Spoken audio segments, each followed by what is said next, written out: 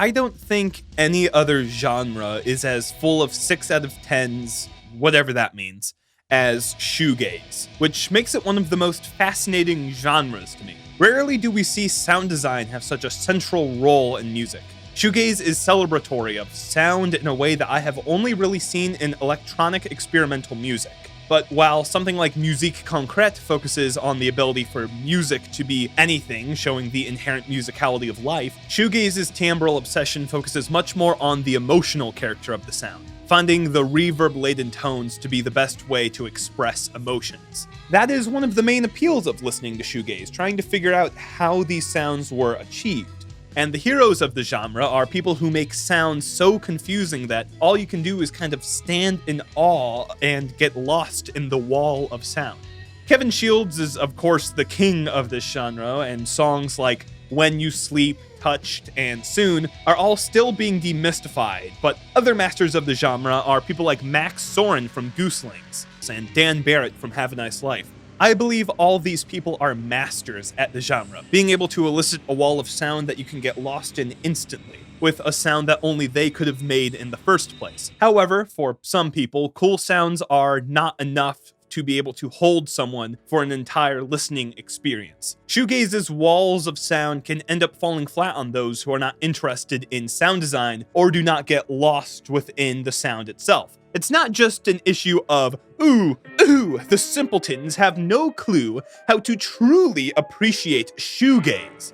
It's more of an issue of these songs having no staying power outside of wow, cool sound. The focus ends up becoming on showing emotion through tone, but oftentimes this is to the detriment of memorable hooks and melodies. The focus on simply displaying emotion through sound is an interesting idea, and it can absolutely be done well, but if you don't have an interesting song outside of your sound and you want a master of your craft, you risk becoming just another boring ambient musician, like me! The shoegaze songs that have been praised for decades now are not just interesting because of their sound design, but also from being good tunes that stay with you, with memorable melodies and hooks that stay in your head longer than any vacuum cleaner sound ever will. The genre of shoegaze is so homogeneous that to have an album that sticks out, one either needs to do what is expected so well that the other bands can only stare in awe at how good it is, or you have to change what shoegaze as a genre is capable of expressing. And though this genre is so young in the grand scheme of modern music, I can only think of one album that broke so many rules, made so many innovations, and showed how this genre can be the perfect vessel for artistic ideas. I am, of course, referring to Miku Gazer, the best shoegaze album to come out of Japan. Okay, I'm just kidding, but that is a video for another date, mark my words. Lift to Experience's The Texas Jerusalem Crossroads is my favorite shoegaze album, but to call it a shoegaze album almost doesn't feel right. It's like no other album in the genre, but instead of its innovations pushing the calling cards of the genre to its limit or attempting to be post-shoegaze or something like that, Lift to Experience uses shoegaze as inspiration, working within its definition and then adding its own influences on top of it to create an incredibly personal and entirely itself album. It stood out online for so many as being this mysterious entity that made no sense. Its sound so removed from its own time, recorded in '99 and then released on a label in '01. It's the only album that the band ever put out, and it's all about Texas, yet it never got an American release, at least not until later. There are so many odd questions surrounding this album that, of course, the internet went digging for answers to get some context for this record. In the late 90s in Denton, Texas, there was a bustling music scene. Denton was an indie hub for years, and there was one man that was in that scene looking to experiment. His name was Josh T. Pearson, son of a preacher and a singer-songwriter who had some qualms with shoegaze. It was cool to listen to, but oftentimes shoegaze tracks were unmemorable due to their focus on cool sounds, not using those cool sounds as a vessel for ideas and themes. He had this idea in his head, a rock trio like the Jimi Hendrix Experience mixed with the shoegaze sound. He wanted to use shoegaze as a vessel for a story, rather than talking about how relationships are difficult, as is the shoegaze tradition. Pearson had some grand plans for what this story would be about, but we'll get to the subject matter of this album later. He got together with his friend and bassist Josh Browning, and then eventually met drummer and fellow son of a preacher Andy Young to get to work on his vision. A trilogy telling the story of good versus evil under the skies of Texas. After months of rehearsing, the band recorded the album, the Texas Jerusalem Crossroads. Now they just needed a label to put it out and mix it. Sadly, there were no biters for reasons we'll get to when we talk about what this album sounds like, so the band decided to start playing live. The band eventually played South by Southwest with Simon Raymond and Robin Guthrie from the Cocteau Twins in the crowd, and they signed Lift to Experience to their label as soon as they could. Pearson loved Cocteau Twins, so he said yes. He finally had a chance to have his music mixed and distributed for all to hear. However, sadly, the album got mixed while Pearson was not able to be in Europe. He could not dictate how he wanted the mix to sound, leaving his baby in the hands of someone else and ultimately being greatly disappointed in its sound. The band enjoyed some mild success in Europe. Critics liked the album and they were able to tour. One of the articles I read while researching this video said that there was a tour that happened in France consisting of Mercury Rev, Elbow, and Lift to Experience, which sounds like a wild show. However, after the touring was done, there was nothing to be found back in Texas. The label could only circulate the album in Europe, with there being an import price if you wanted to get it in America. The band played some live shows afterwards, but ultimately did not get any real fame or notoriety. They were dirt broke, and after Browning's wife suddenly passed, the band decided to break up. Pearson talks during this time of working on the second part of his trilogy, but that ultimately was not up to his own standards and he scrapped the project. So what we have here is a band completely passionate about making an album that sounds like nothing else anyone's ever heard, breaking genre conventions and having that dream ultimately come true, but having its rewards never shown, and even then the dream isn't exactly how they thought it would be. It's the perfect story for a cult classic. It takes a while for this album to gain steam, but it eventually becomes popular online. It matches the narrative of albums like Spiderland, with the music sounding like nothing else from its time, and mystifies all who listen to it. Eventually, Pearson starts making a solo album, which I will talk about in a different review because it is a fascinating piece of work, and his album gets released on Mute Records. Pearson gets a chance to have the Texas Jerusalem Crossroads remastered and remixed by Mute, and he says yes. He can get his baby up to his standards, being able to critique and make sure that everything sounds as God intended, to quote him directly. The album gets released again, getting a bunch of new press and attention, letting everyone know how cool this record is. It celebrates its second wave, and now it is celebrated as one of the best and most innovative shoegaze albums of all time. The 2017 remaster of the Texas Jerusalem Crossroads is divisive. Pearson said that he was not satisfied with the original album's mix and wanted something more akin to the live sound that the band had. The remix and remaster was the vision of the album as God intended, and that first mix was too subtle and muddied. I listened to the album back in 2015, but for majority of this review, I listened to the remastered, and don't tell my friends this because they'll take away my right to have opinions about music. But I actually like the remastered better. In my opinion, Lift to Experience sounds best when it's trying to do this grand wall of sound and flooring you with its volume, which I think the remastered does better personally. The original is great too, but it's a tad too quiet and subtle at times, and that just feels wrong. Lift to Experience is anything but subtle. They have their subdued moments of atmosphere, but I would like to cite the album cover as evidence that this band does not do subtle well. Actually, let's talk about that. The most obvious comment you get when you show someone Lift to Experience for the first time is, "What is up with that album cover?" To which I reply, "It's awesome, I don't care what you say." There's a RYM review that says that the album cover looks like a combination of Big Bear's Doing Things and Cardiac's Sing to God. I think that this is the perfect description. It rocks that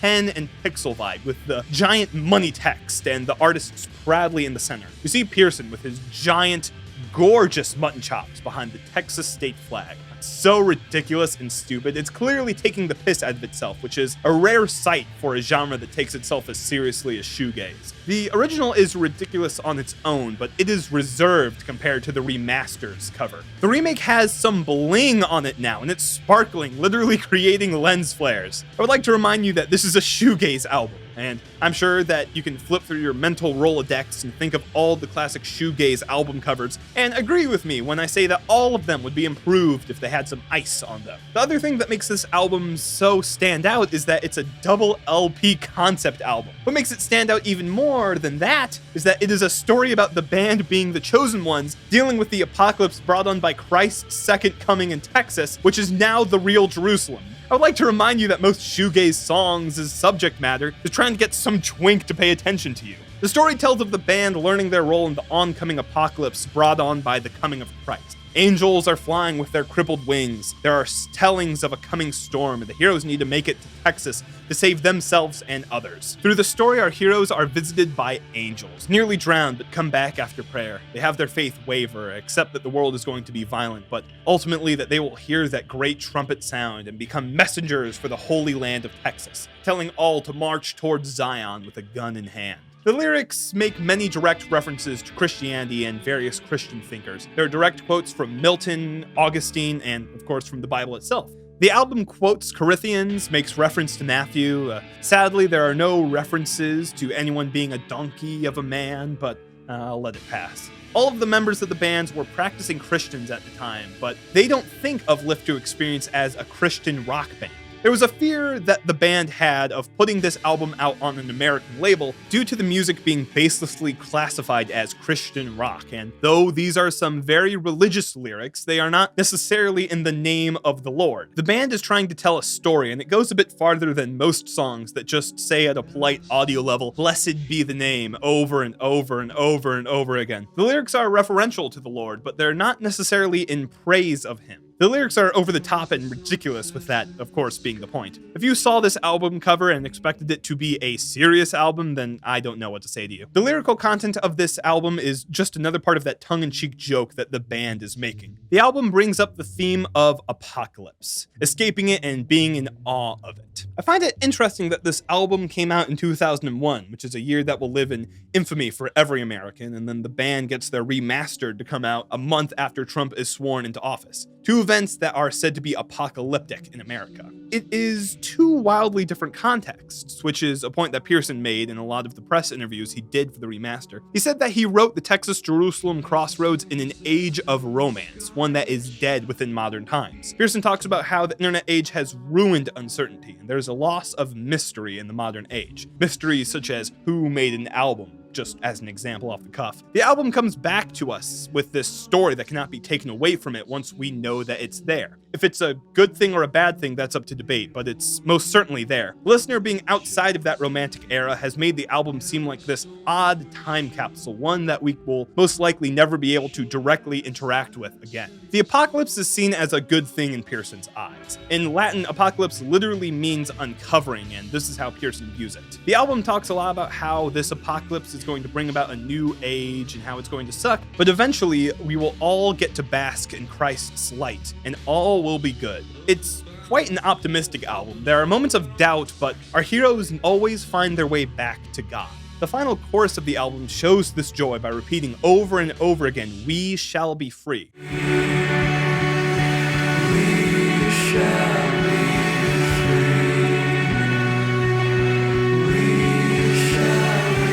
This optimistic joy of the upcoming apocalypse is refreshing, even though I do find it difficult to apply them to my own life, considering the fact that Christ has not risen yet, and that the apocalypse I face provides no such promised land to go to. Pearson's vocals also make it easy to fall into the story of this album. Pearson's voice is gorgeous. It is better heard on his singer-songwriter stuff, where it's just him and his guitar, but again, that's for a different video. It is a rich voice. It sounds great to listen to. He's not doing anything crazy. There's no screams, no virtuosic leaps or anything.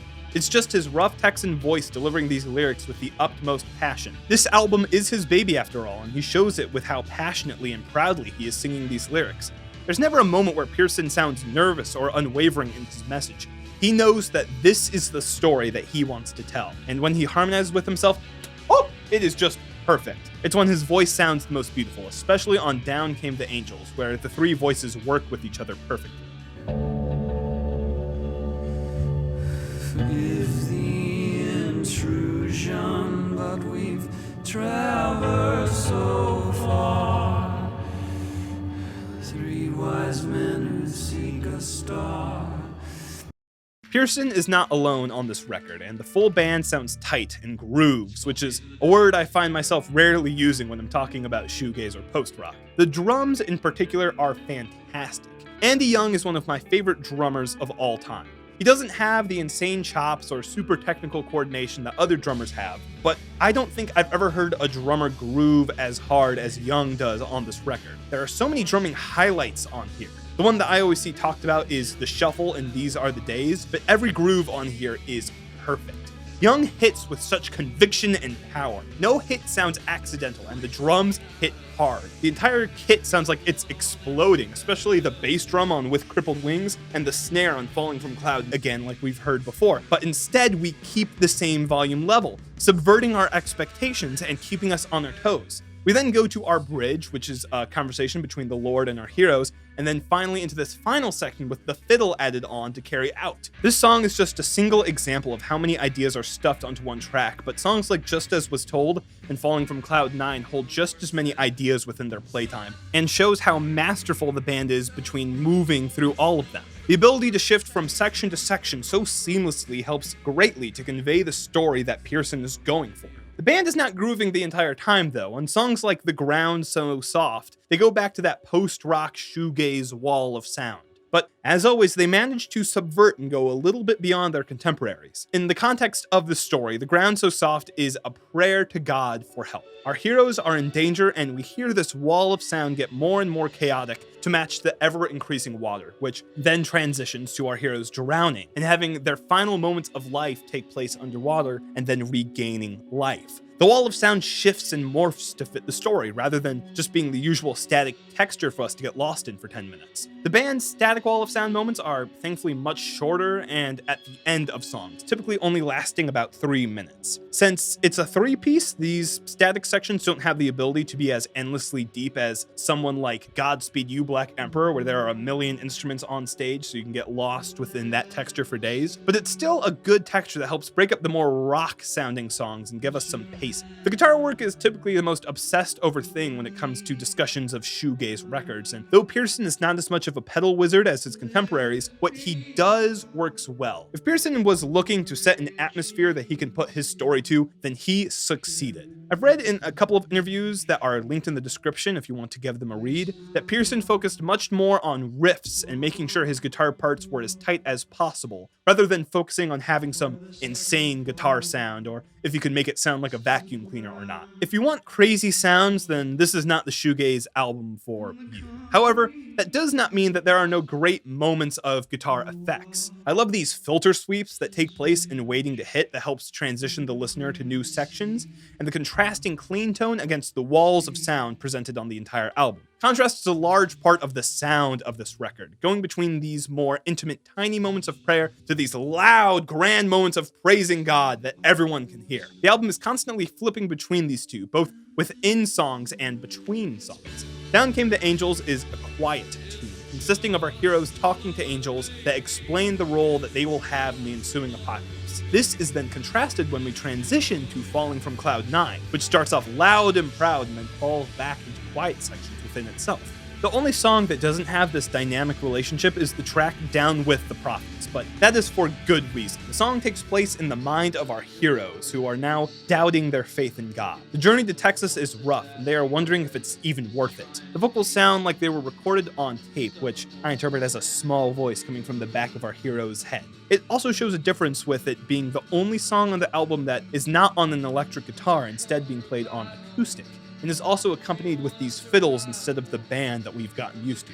The dramatic change comes as an absolute surprise, but it fits with the album's story. It's the first real moment of doubt within the story. It should be met with a difference that is noticeable to the listener to differentiate it from the songs that we've heard that are all focused on praising the Lord. The final song on this album, Into the Storm, is incredible. It's a perfect encapsulation of all the ideas that were put forth on this album. There are drastic changes in dynamics as it goes through double-digit amounts of verses. It has this grand, hopeful message. It quotes Whitman, has these great walls of sound to get lost in. If you're gonna listen to anything from this album, this is the track to do. I don't want to spoil it. It's one of my favorite songs of all time, and I don't want to take that experience to you. Listen to it. Listen to it now. And listen to the entire record. If it's not obvious by this point, I highly recommend this album. It's a one-of-a-kind experience, and one that I will always find myself going back to. To quote the record, "'Cause we're simply the best band in the whole damn land, and Texas is the reason." Okay, so I don't want to be too much of a YouTuber, but recently my channel surpassed 50 subscribers, and I know that's like, baby tier. Like, it's not even triple digits yet, but it still feels really momentous for some reason. And I just want to say thank you so much for supporting my work, for liking what I'm doing. It genuinely means the world to me that people want to listen to my weird opinions on weird music. And second, this is the less happy thing. I'm doing an end of the year music video. So if you have any records that you really, really liked, either DM them to me on Twitter or put them in the YouTube comment section. I want to try and listen to as much good music before the year ends. If it's something really popular, don't post it. I want the real obscure stuff. I want to make sure that something that hasn't gotten a lot of playtime, I can maybe support it, even if it's to a small fan base. I want to be able to show as much cool music as possible. So if you have any of that, please put it in the description. Listen to this record, and yeah, thank you. I love you. Bye.